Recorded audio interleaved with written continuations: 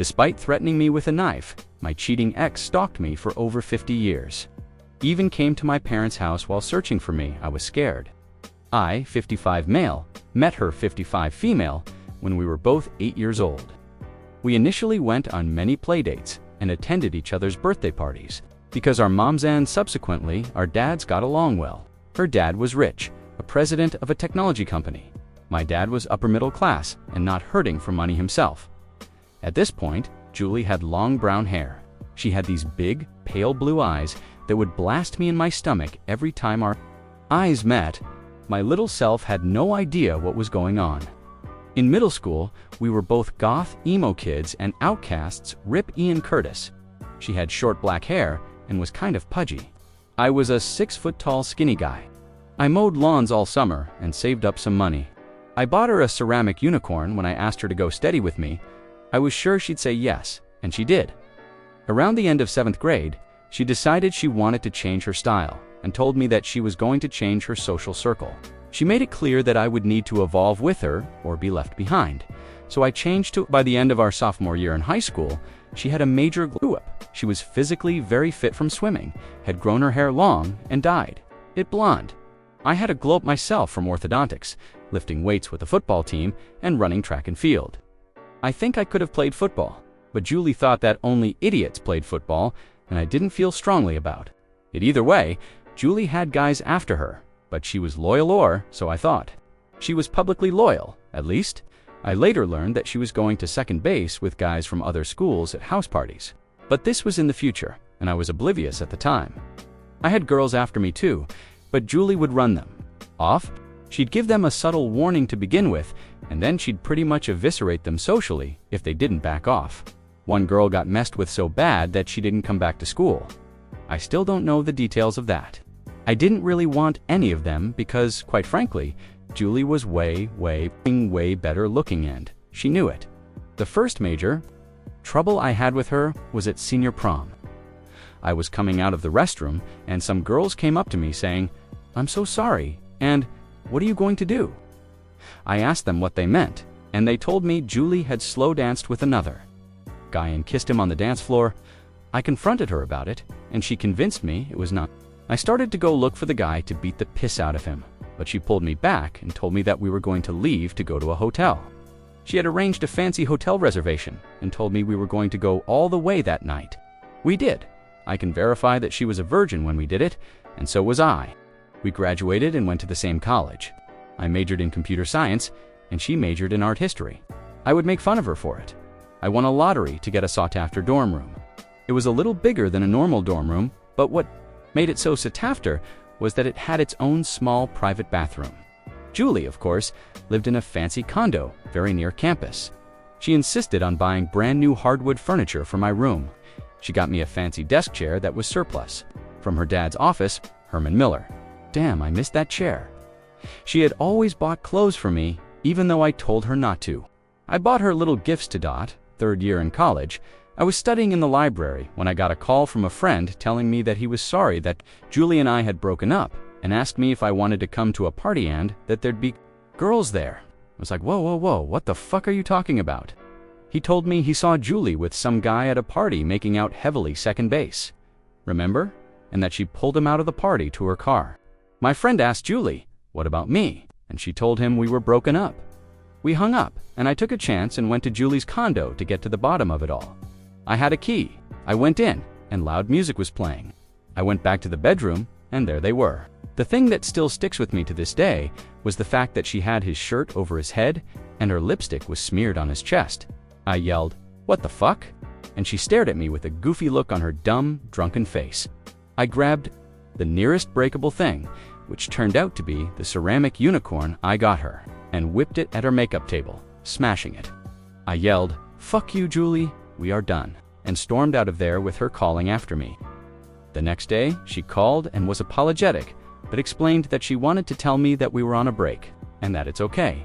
I didn't know what on a break meant, and I thought it meant the same thing as broken up. So I was like, no crap, we're on a break. And hung up on her. She started dating this guy who had a reputation as an F-boy. They were apparently in an open relationship, and she bought clothes and stuff for him like she did for me.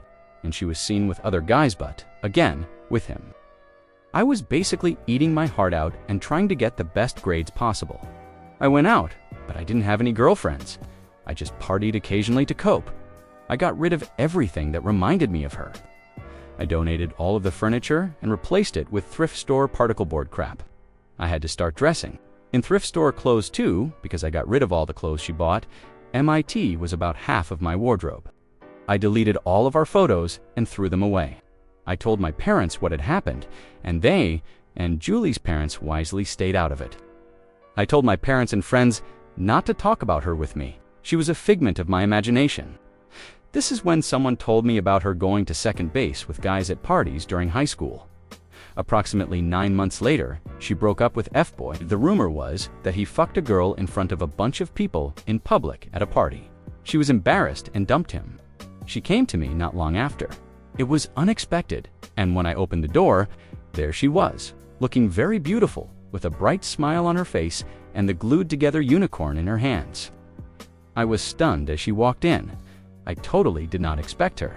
She asked if I had gotten robbed. All the stuff she bought me was gone. I told her that if she wanted the furniture, she better go to Goodwill and get it back. She looked hurt. She showed me the unicorn like it was a metaphor for a repaired relationship. I told her it looked like crap and that we were broken up. She explained what "on a break" meant. I told her, I don't give a fuck, we're broken up. She started crying, but I told her to leave. She would then show up at my classes and try to convince me that we were soulmates who were destined to be together. I told her that soulmates don't fuck other dudes. She told our mutual friends, and they started pressuring me to get back with her because she's inconsolable. She sent me notes and letters trash. She sent me flowers and candy like I was some insulted 1950s housewife. Trash. Just being around her hurt me physically. So I transferred out at the end of the semester, ghosting her. I probably should have made other arrangements because I had to go to school 2 more years since a bunch of credits didn't transfer at the new school. I was signed up for a bunch of classes I already took and ended up barely passing them because I was in my bed all the time. My roommate, not a friend at the time, just assigned to the same dorm room, got annoyed that I was always there and a little worried about my attitude, so he called the campus police on me. I didn't get in trouble, but I did have to go see a counselor who told me I was having a major depressive episode and PTSD, and that Julie had some kind of personality disorder or was a sociopath who had groomed me and manipulated me into dependence on her. I don't know if that's all true, but the Zoloft helped. I heard that Julie came looking for me at my parents' home. She kept asking them where I was and if she could contact me. They kept telling her no, but she got more and more belligerent and hysterical with them until Julie's parents told her to stop or they would institutionalize her. I graduated, got a job, got transferred to Singapore, where I met a whole other story. I was a passport bro before there were passport bros, apparently. I was 35 when we got married, and she was 26. We moved back to the USA and had 3 kids. We're doing great. Fast forward to yesterday. I only use Facebook to occasionally upload family pictures, but mostly post amusing stuff that comes out of my head. For example, I found an entire bowl of cereal in the sink today, so I guess we're Bezos rich now. I got a Facebook message from Julie. It had a photo of the unicorn, and in it, she apologized for what she did and for hurting me, and that she will never get over me. I didn't write back. I would never insult my wife like that. I blocked Julie. But what surprised me was my reaction to it. Blinding fucking rage. I fucking punched the wall, denting the sheetrock, and I was so mad that tears came down my face. Gritting my teeth, major headache. I swear, if Julie were there in front of me, I would have curb stomped her into the death penalty. I'm not a violent guy, really am not. I lied to my wife and told her I had to work late, and I went on a long, vigorous walk downtown to get my mind off of it. I couldn't go home like this. Later, I'm calm and feeling nothing. But my reaction puzzles me. Isn't the opposite of love indifference? I just don't understand how that happened. I guess the solution is more therapy and Zoloft. Let's see what the community thinks the solution should be. First up, forget her. She was being manipulative and hurtful then, and she's still being manipulative now. Enjoy your happy life and don't let ghosts haunt you. Your story would make a great 80s-style coming-of-age movie script. the op replied. Huh, probably. Too cliché. Yeah, I just can't believe I reacted like that. I don't know why I reacted that way. I mean, right now, I'm fine with ETI. Don't feel anything. Maybe I just needed to let off steam. If she finds some other way to contact me, am I going to be like this again? That's my worry, that she'll show up at my door and I'll end up going to prison for murder. Someone else chimes in. You should tell the story to your wife and let her know how you feel. I guarantee that this will allow the indifference to kick in toward Julie and will have a huge bonding effect with your wife. What a witch she is. Good luck, man, the op replies. I will tell her. I just don't want my wife to feel threatened. Or anything, because that will mean that my wife knows that another woman has gotten under my skin, but not in a good way. I said this elsewhere, but I'll call up and talk to someone. Would you tell your spouse about it? New update. Upon recommendations from the comments on my first post, I talked to my wife about Julie. She was aware of Julie before we got married, but I downplayed the effect the breakup had on me. I just told my wife that she cheated on me and I ended it, but not how much it broke me at the time. I showed her my Reddit post and told her about getting the Facebook message from Julie and what I did. She was concerned and told me that she agreed with most of you that I should go and talk with someone about it. I assured my wife that our 21 years together and 3 kids wasn't a practice run so I could get back together with Julie, and she laughed. She knows I hate Julie. My wife mentioned something that I should have thought of, that Julie probably emailed my Facebook email address. For clarity, I set up a free email address for Facebook notifications. I never check it. In order to log on, I had to reset the password. I did, and there was an email from Julie. I decided to read it after downing a gin and tonic and the crazy train derailed. First of all, keep in mind that the Julie I knew in high school was a beautiful, nice girl. But the Julie I discovered, after catching her cheating with another guy, was a lying liar who lies. After catching her hand, subsequently learning that she was going to second base with other dudes behind my back all through high school and hooking up with dudes behind my back in college, I came to the conclusion that I couldn't trust one word that oozed out of that dank hole in the middle of her dumb fucking face. So I read her email with extreme skepticism. In her email, she said that after I abandoned her at the end of junior year, she was broken and lost, and that her world ended. Drama. Her soulmate had abandoned her.